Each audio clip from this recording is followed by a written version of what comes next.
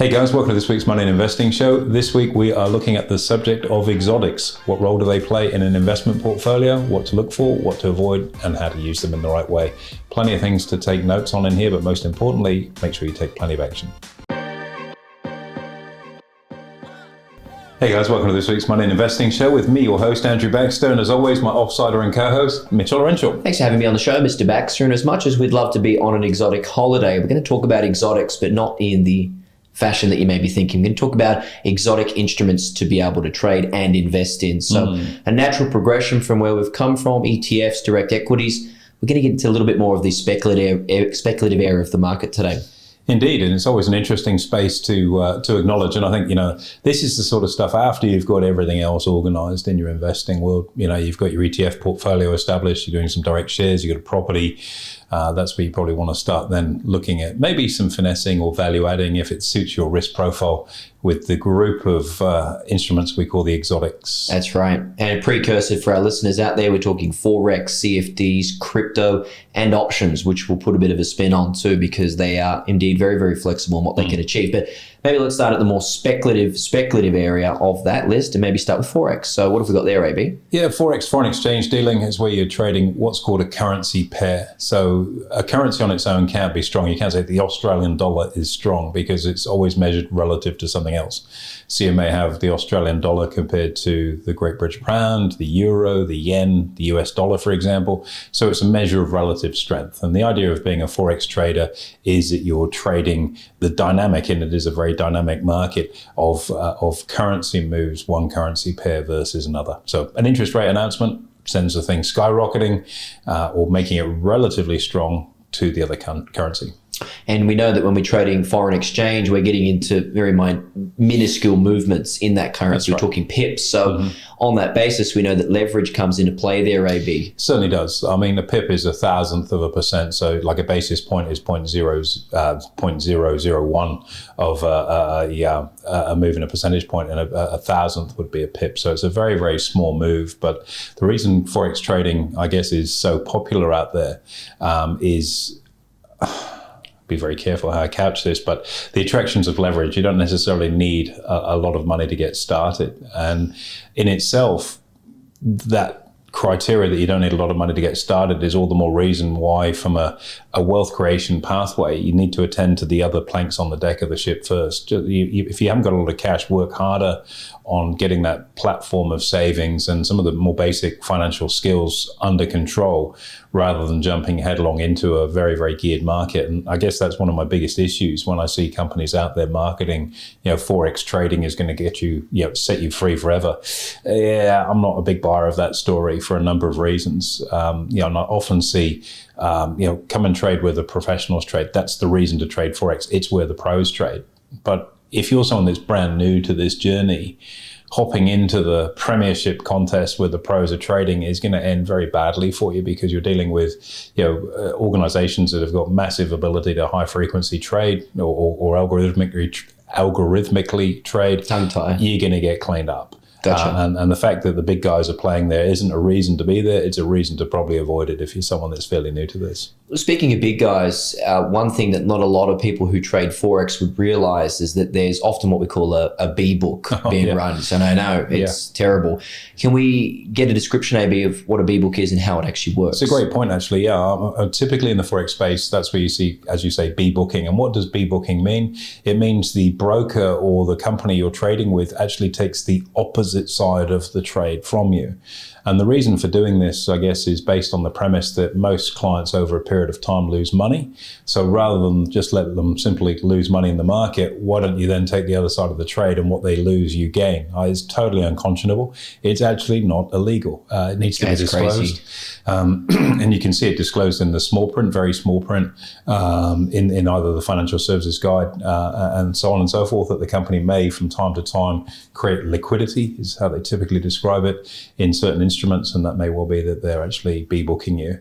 And you've got to ask yourself that question from a moral standpoint. Do you want to be partnering with someone that's betting against you on your trades? And the answer to that probably should be no. And betting against you on your leveraged trades too, which makes it even worse. Well, that's right. And Forex being leveraged, a small position carries a big big amount of movement in the market. So what could be a very small price move when it's amplified by leverage, can hurt you a lot. So all up, foreign exchange trading has its role. It's a diversified way of trading, and there'll be diehards that comment on this post. I get that totally, and that's their prerogative to do so.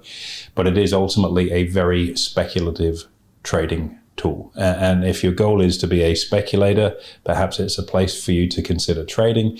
But it's not, in my opinion, like a bastion of wealth creation. It's like at the absolute zenith of you've got everything else covered and you want some diversification, maybe put some Forex in there. But again, it's something that can be quite time consuming. Look, it's a 24-hour market, 6 days a week. So, there's plenty of liquidity. You don't get gaps like you do in equity markets. So there are some positives to it, but it requires a particularly vigorous set of skills, and noting that you're getting in the ring with someone that's an undefeated, undisputed heavyweight champion. You're going to get dragged out by your ankles. That's right, because we're not opposed to Forex trading. We just need people to be aware of the actual challenges that come with it. Remember, it's where the pros play. Good reason to avoid it. That's right.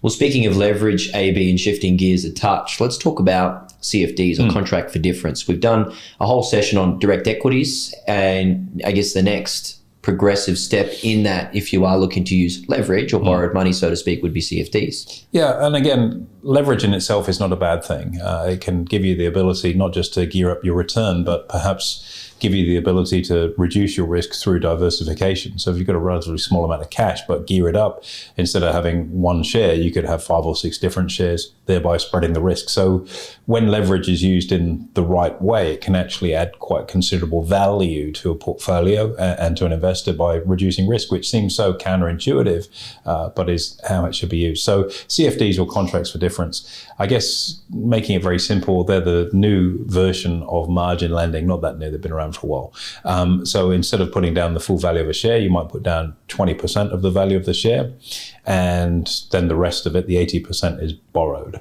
And when you close out of the position, you then repay the loan component, and then what you get to pocket is the price difference between what you bought in at and what you sold at. So you can make a profit that way, or of course, if the trade goes the other way, you're then banking a loss, so your account is down a little bit. So yeah, it's a good way of looking at it. Is like a modern day margin loan. Almost like buying a house by the sounds of it too. You're putting down a certain deposit and then you can get the gain on the full value. Yeah, and CFDs, I think one of the really big advantages that so many people overlook is they're actually a very easy tool to be able to take short trades on the market as well. So if you've got a view that you want to make money from a falling market, they can provide you that opportunity very easily on their platform. You sell first, buy later to close the trade. So it's just a reverse transaction to all intents and purposes. I guess a few things to note from a CFD provider perspective, and we have relationships with one firm in particular in this space because we have clients that use these. Number one is to make sure that you have what's called a direct market access platform, and that means you're trading directly in the market itself as opposed to a market-made platform.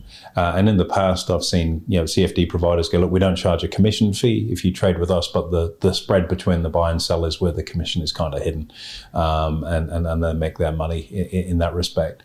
There's also interest to pay if you're using CFDs on the basis that if you've borrowed money to buy into a stock position, then you've got to pay interest. And conversely, if you're short, where you've got a bearish position running, where you've sold the shares and then you're buying to close back, you actually earn interest on that position, which is an attractive feature as well. So yeah, they've made for efficient markets. Again, like everything, leverage means it can be a more risky instrument to trade, and you shouldn't be attracted into it on the basis that I can gear up and get a bigger bang for my buck, unless you've become, I guess, skilled, educated, and to an extent qualified as a trader before you jump into that. But very, very comparable on many respects to the way a margin loan works. One of the things to point out is that if a trade goes against you, because you're using borrowed funds, you can end up in a situation where you have something called a margin call, where you have to put more money into your account to maintain your position because the trade's gone against you, and the value of the asset you bought is maybe getting close to the value of the loan, and the provider wants to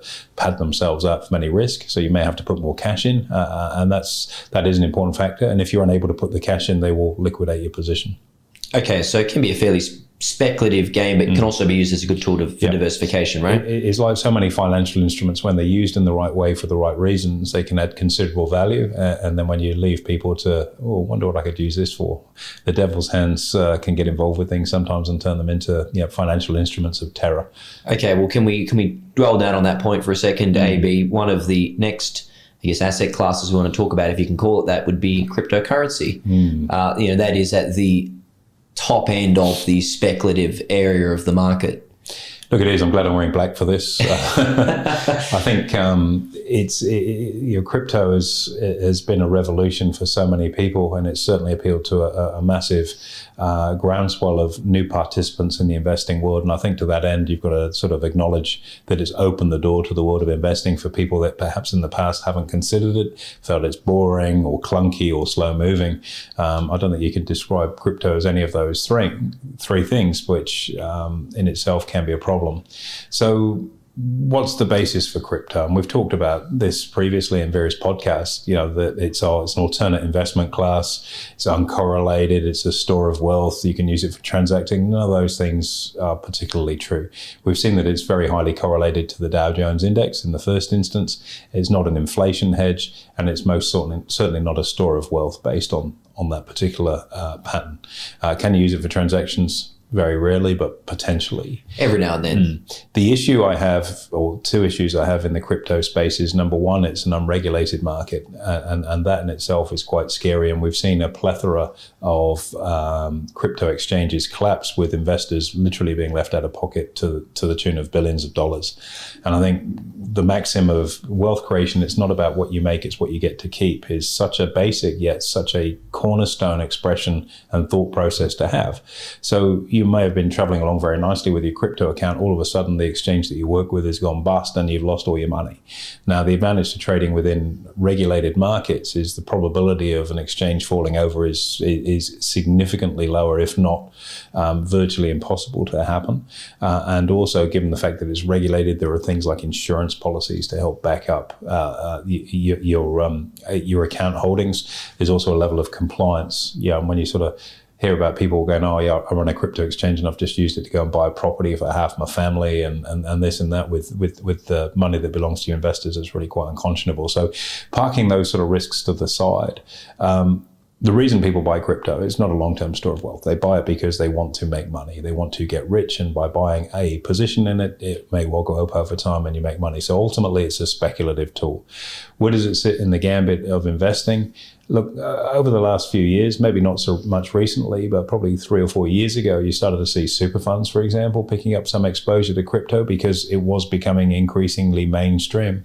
But I guess as we move into tougher economic times, and rather like property, which I'm sure we'll talk about in another episode, it's like a pebble dropping in a pond. The ripples right on the outside are the first areas to get absolutely smashed when the economy gets tight. Crypto is the Johnny-come-lately of investment assets, so that's seen quite a shrinkage, and I suspect will continue to do so. There are the diehard believers, and that's great, but I think the one game changer I can see in the crypto space is perhaps if somebody is able to put together a gold-backed crypto. Ooh, okay. Now, interesting. whoever does that is on to an absolute winner, because all of a sudden it becomes a store of wealth. It's a finite resource, You can go on with the various reasons behind that, and I'm sure somebody out there way smarter than either of us will come up with that. We'll take a royalty fee for it. Here we go. Remember, we heard it first. But as for an inclusion from a wealth creation strategy, look, if you're into speculation, put some in there, but it's at the absolute pointy end of speculation. I'd probably rank it alongside the 230 at Sandown. Okay, so very, very small allocation in a portfolio of assets if it were to be one. Yep. Moving forward then, AB, which is our bread and butter, and the last one that we want to talk to today is exchange-traded options. Now, these can be used to speculate, as we have been making mention of. They can also be used very effectively to hedge, or anywhere in between. So let's talk to options and their power. Yeah, but don't even get us started, right? No, don't get me started on this. I mean, this has been my career for the last 30 years in the derivative space, and I love options. I should be wearing a T-shirt. I love options. And we can get that made for you. Oh, that'd be great Christmas present. Wardrobe will hate us, but we'll get it.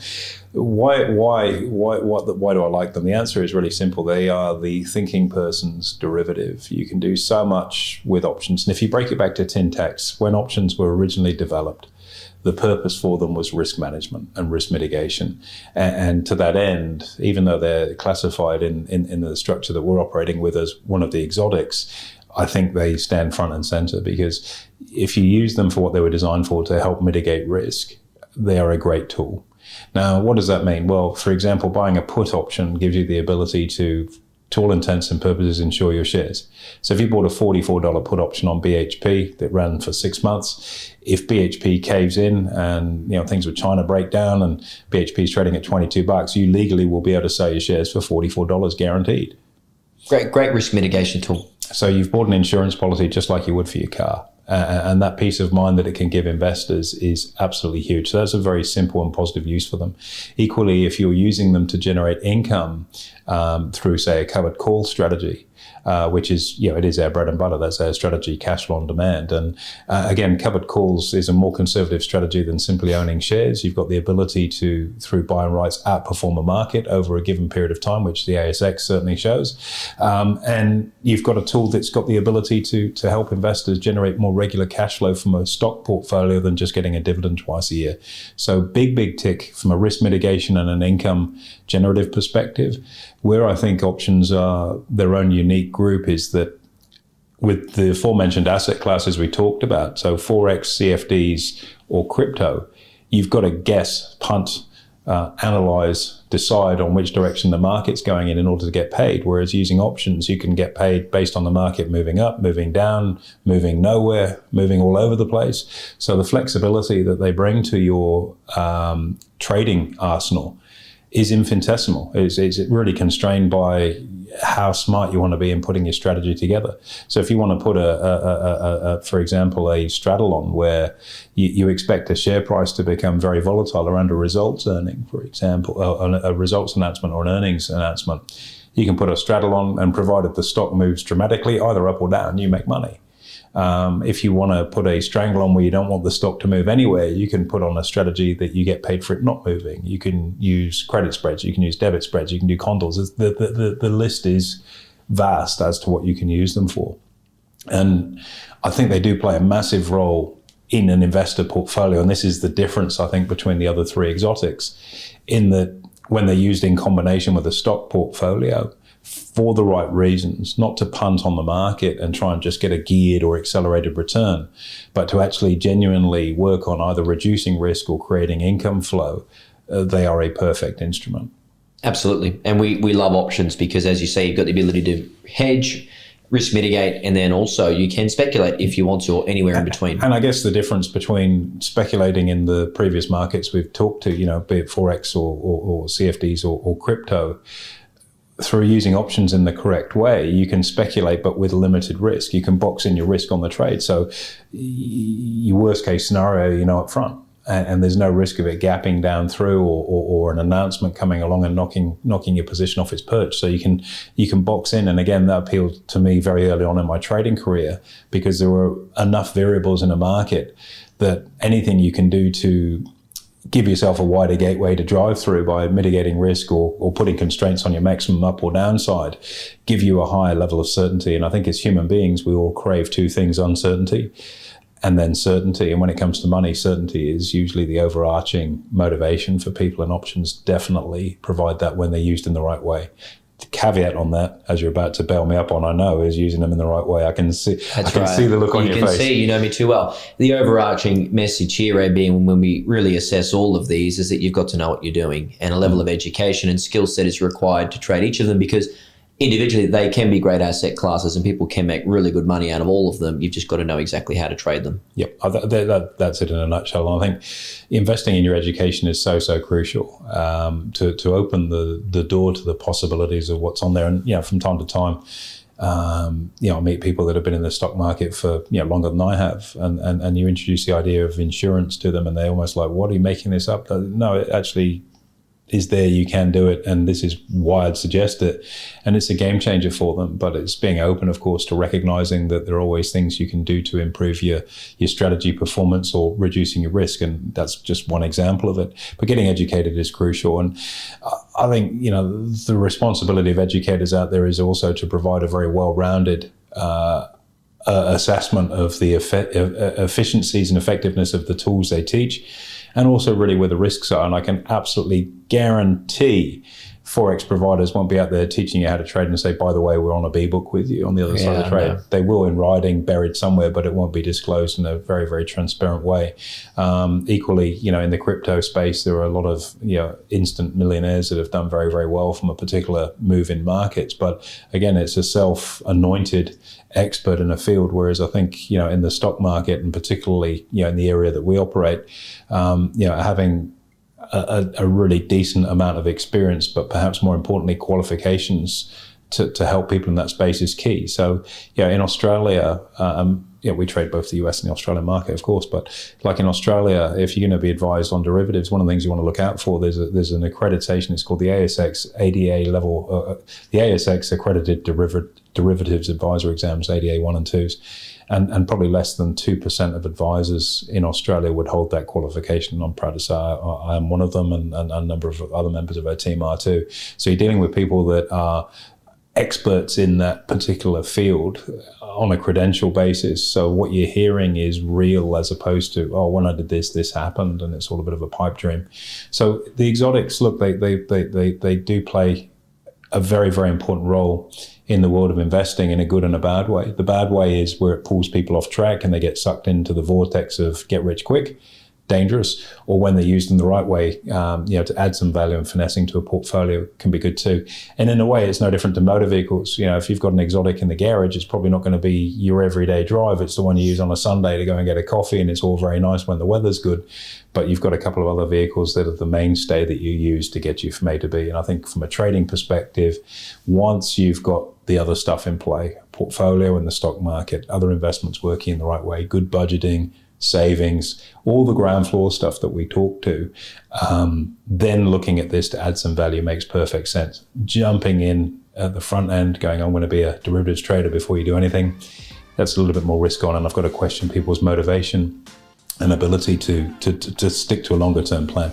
Wealth creation is long term, it's not overnight, and you might make it overnight, but you won't keep it. It's about making sure not only do you make it, but you get to keep it too. Great way to finish. AB, once again, thanks very much, and we've all learnt a lot. Cheers. Absolute pleasure anytime, Mitch. There you have it, guys. Make sure you like, comment, subscribe. Most importantly, hit that notification button, and we'll look forward to hosting you next week.